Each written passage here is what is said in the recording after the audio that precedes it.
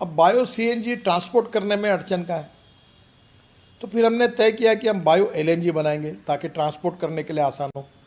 और bio LNG जब हम लोग ले जाएंगे तो उसको कॉम्प्रेस करते हैं तो बायो सीएनजी भी मिलता है। नागपुर में एक पंप है। अभी नागपुर में हमने इतनी गाड़ियाँ कन्वर्ट की, बसेस कन्वर्ट की, टू व्हीलर अपना थ्री व्हीलर कन्वर्ट किए, तो बहुत सक्सेसफुल प्रयोग हुआ। 100-150 बसेस कन्वर्ट हुई डीजल के बजाय बायो सीएनजी पर। अब मेरा सुझाव यही है कि there is a huge potential, economic viability, proven technology, marketability and availability of raw material. तो ऐसी बहुत सी बातें जो है वो इसमें आप लोगों को सोचकर आप कर सकते हैं। एक मेरी रिक्वेस्ट है कि हमारे देश में जो अभी हमारा ग्रोथ रेट है, जीडीपी है, उसमें 22 to 24% मैन्युफैक्चरिंग सेक्टर से आता है और 52 to 56% सर्विस सेक्टर से आता है और 9 to 12% ये एग्रीकल्चर एंड अलाइड इससे आता है। जबकि हमारी पॉपुलेशन जो भारत में है वो 65 to 70% ये रूरल इंडिया में रहती है, भारत में रहती है, जिसका उल्लेख अभी कर रहे थे, जो लोग सोशली, इकोनॉमिकली, एजुकेशनली बैकवर्ड है। अब मुझे आपको यही रिक्वेस्ट करनी है, क्या हम लोग रूरल इंडिया का, भारत का जो एग्रीकल्चर इंडिया है, ट्राइबल इंडिया है, जहाँ फॉरेस्ट है, उस इंडिया का पर कैपिटा इनकम और उनका जीडीपी ग्रोथ में कंट्रीब्यूशन 20% कर सकते हैं क्या? अगर ये करेंगे तो शहर के प्रॉब्लम सॉल्व हो जाएंगे और ये संभव है। मैं आपको तो हमारे यहाँ पाशा पटेल करके मेरे सहयोगी है, एग्रीकल्चर इसमें मूल्य आयोग के महाराष्ट्र में अध्यक्ष थे, किसानों में काम करते हैं, तो मैंने उनको बाम्बू लगाने के लिए लगाया। अब ये जालना में काफ़ी स्टील इंडस्ट्री बड़ी, 1,000 करोड़ का एक्सपोर्ट करते हैं वो, तो मैंने उनको एक प्रोजेक्ट दिया कि बाम्बू किसान लगाए। अब कोयले का कीमत बढ़ गई है तो कोयले के बजाय बाम्बू को यूज़ करें। बाम्बू की कैलोरी की वैल्यू 4,000 है, तो कोयले से बाम्बू बॉयलर में जलाना सस्ता पड़ सकता है, पोल्यूशन के लिए भी कोयले से कभी भी अच्छा ही है।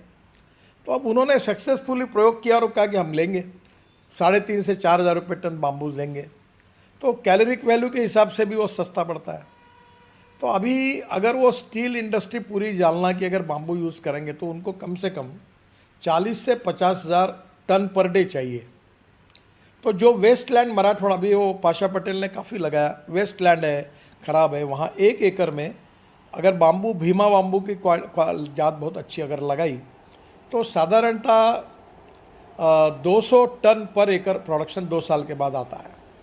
तो कम से कम अगर 3,000 का प्रॉफिट, 6 लाख रुपए हुए, 50-60 हज़ार खर्चा भी गया तो अभी 4 से 5 लाख रुपए एकड़ प्रॉफिट हो सकता है। तो नेचुरली इससे वहाँ पर कैपिटा इनकम बढ़ेगा, ग्रोथ रेट बढ़ेगा, रोज़गार पैदा होगा, परचेसिंग पावर बढ़ेगी। ये इनोवेटिव आइडियाज़ है और इसलिए अब हमारी आइडिया जो है रूरल एंड एग्रीकल्चर इंडिया में, जो सोशली, इकोनॉमिकली, एजुकेशनली बैकवर्ड है, वहाँ के रॉ मटेरियल का यूज़ करके हम क्या कर सकते हैं। और ये बहुत अच्छी बात है। अभी एक कल मुझे नासिक से एक सह्याद्री फार्म करके, वहाँ एक यंग लड़के बहुत अच्छा काम कर रहे हैं, उनका 1,500 करोड़ का एक्सपोर्ट है। वो ग्रेप वगैरह वहाँ के सब एक्सपोर्ट करते हैं।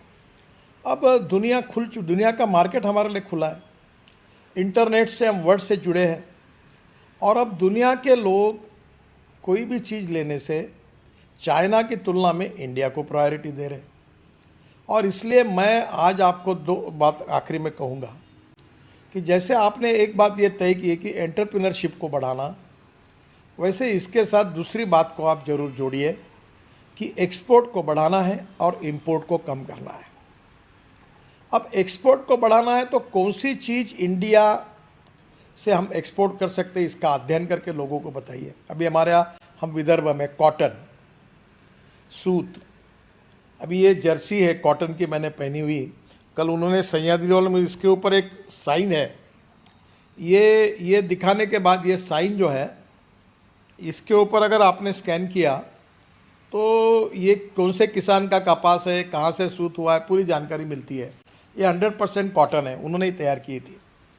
तो अब यही जर्सी अगर कॉटन की प्योर बनाकर अच्छी है बहुत, तो अब हमने तय किया कि हम कॉटन एक्सपोर्ट नहीं करेंगे, हम सूत एक्सपोर्ट करेंगे, हम सूत एक्सपोर्ट नहीं करेंगे, हम कपड़ा एक्सपोर्ट करेंगे।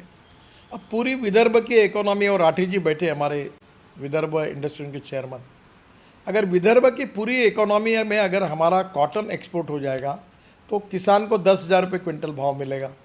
1 एकड़ में कम से कम 8 क्विंटल 10 क्विंटल लगाया तो भी 50,000 रुपये 60,000 रुपये एकड़ फ़ायदा होगा।